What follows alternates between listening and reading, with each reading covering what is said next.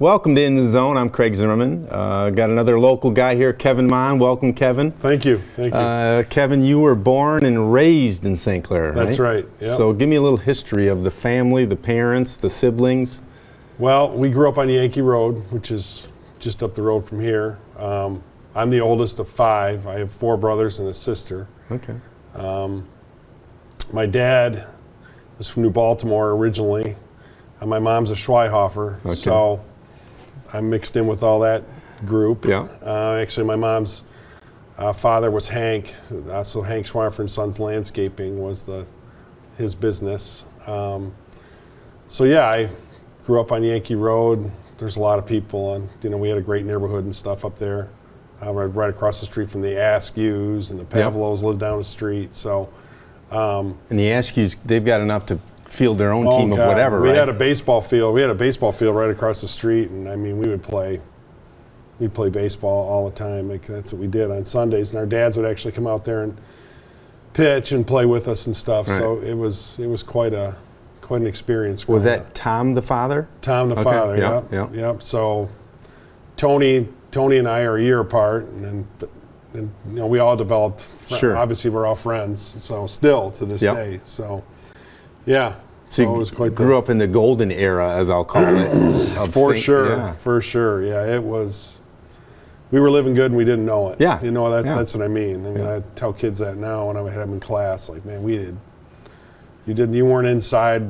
Right, it was morning till night playing baseball, right. Playing basketball, playing football, whatever it might be at the time. All the time. And if you had, if you had 2 or 3 families in the neighborhood, there was always a game going on. Always something going on. I mean, every time of the year. I mean, we could go down to the retreat house at the end of the street. We could sled down there in the winter. We fished and swam all summer. We could go hunting behind the house. I mean, you could do. That's when Yankee Road with the boonies, right? It was. Yeah. It was the boonies. Yeah. That's when a walk to the city woods seemed like a long walk. Yeah. But it wasn't. So you went to St. Clair High School. St. Clair, and I remember I played against you in middle school and high school. Right. Class of 81. Yep. Went to college. Went to SC4 for 2 years, and then I went to Eastern Michigan after that.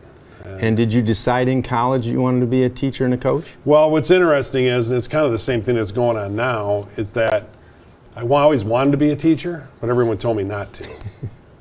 So I steered away from it initially. I thought I was going to be a vet. Well, I wasn't the most dedicated student in the world, so that didn't work out. Yep.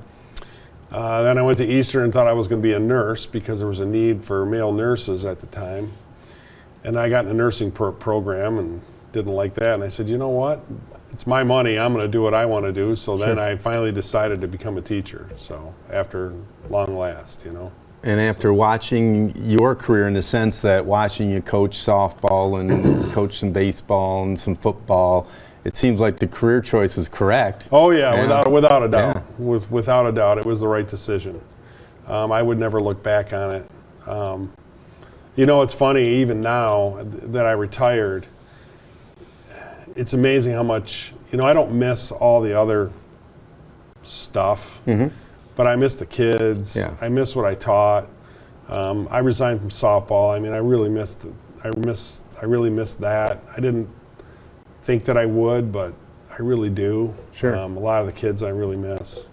I don't miss coaching football that much. I don't, just because it's so rigorous, involved, and I did it for so long. Yeah. But when I get to a game and stuff, I still want to be, dissecting plays and stuff. So, but yeah, I miss it. It was the right career choice for me, for sure.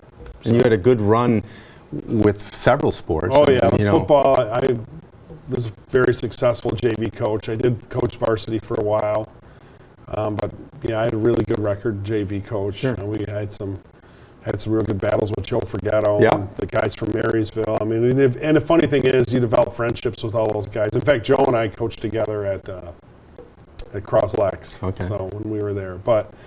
Yeah, I had a good run with football and softball. Obviously, we had a really good run. Yes, very good run. So you look at the softball thing, And I'm sure it's like I talked to Coach Fred Shaw, and starting at it from a male perspective in a male sport of football, and then going to, Coach Shaw in girls basketball or you in softball, had to be a little bit of a change for you. It was, but I would tell you this, Craig, I would coach girls over boys any day of the week and twice on Sunday.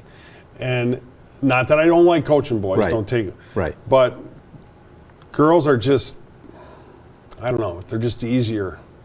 They'll do it. They try to do what you tell them to do. They might even not disagree with it, but they're really good at doing drills and they pay attention. And boys are just. That's sort of the same thing Coach Shaw had said. He said, you tell them once to do something, and they do it. They'll go do it. Yep. The one thing with girls, though, you can't be a yeller and a screamer. Right. Because if you yell and scream at them, they just look at you and that guy is nuts. I'm not listening to him. We're boys are like, oh, Coach is mad. I guess we better better do what he wants us to do, Yep. But you found yourself yelling at boys a lot more. So. Yep. But anyway, yeah. Yeah. Now, children of your own? Yep. I have a daughter. She's 24. She just graduated from Oakland. She's going to be a teacher. Okay. And yes, I did try to talk her out of it. And then my son is 21. He played golf at SC4 for. Okay. He got an extra year. He just graduated with his associates in business. And he wants to get into a trade. Okay. So, yeah. Now, when do you think you decided you wanted to be a coach? Oh, I knew I wanted to be a coach probably back in high school. Okay. Just because sports has just been like just a huge part of my life. Even when I was a kid, I would sit and listen to the Tigers every night. I would watch them, and I'd keep the scorebook and stuff. I know it sounds kind of No, I nerdy, remember those days, right? But it was everything. And my dad would actually get a little perturbed with me because I was always watching it. I was always watching, like, why do you watch the Lions? They're terrible. I'm like, I don't know. I just do, But yeah, I just knew that I wanted to do it. I had some mentors along the way. Coach Vitakevich was my football coach. And that was my next question. I figured it would be. Yeah, and at the time he was really tough and stuff, and I didn't think he was a very good coach. And this is interesting. And once I got into it, I realized, God, he really knows. He was really good. Yeah. And I actually saw him at a wedding once, and I walked up to him and I told him exactly what I'm telling you. And I was like, look, the reason I became a coach is because of you. And I want you to know that I didn't think you were a very good coach at that time, but now I know that you were. Yeah. And Gary Tomlin, Gary Tomlin had a huge influence on me. Just a good guy, And we didn't, how good we were in middle school, right? And things just didn't pan out because we were just the effort maybe as a 12 or 14-year-old wasn't we there. weren't. Yeah. I really think the year without sports hurt us. Our junior year, we didn't have sports, and but Gary's heart was in the right place, and if we would have listened to him, it would have been different. Right. But we didn't. Yeah. And so those are the kinds of things I look back on. Yeah, Coach Vitakevich, he was in Marine City for a couple years teaching. Maybe he was one or two, I don't remember, but he was a good guy. Oh, he's a great guy. Yeah, his heart was in the right place. He just passed away a little while ago. Yeah.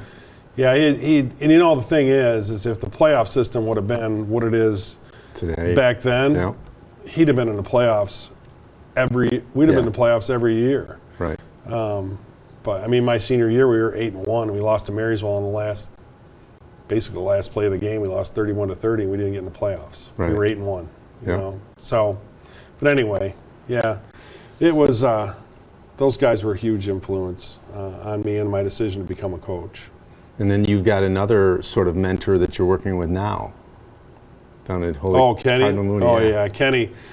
Kenny was one of the football coaches my senior year, and which we should back up and say Kenny Semmelsberger, who was the Port Huron High football coach for many years and athletic director for many years. Yeah. But Port Huron didn't have sports in 1980-81. Right. So he came down and coached 1 year, him and Harvey Vermeesh, who was from Memphis. And so Ken and I developed a relationship. And over the years, I would see him, and I would always go up and say, hey, Coach, and talk to him.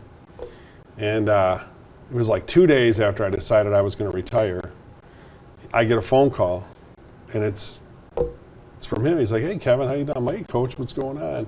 He goes, hey, I got a perfect position for you. Come down and help me be the assistant athletic director, and we'll see what happens, and maybe you can be the athletic director here. I mean, it's just... And you didn't even have a chance to, breathe or relax, right? I didn't. Yeah. And he's just, beating the door. I'm like, oh, okay. Yeah, sounds good. Yeah, and it's just been such a cool experience. I mean, that guy he's got so many stories because he coached in the Catholic League, yep. and he's just an amazing person, so to be, someone that's going to follow in his footsteps. I mean, he's just a good dude. Yeah. So.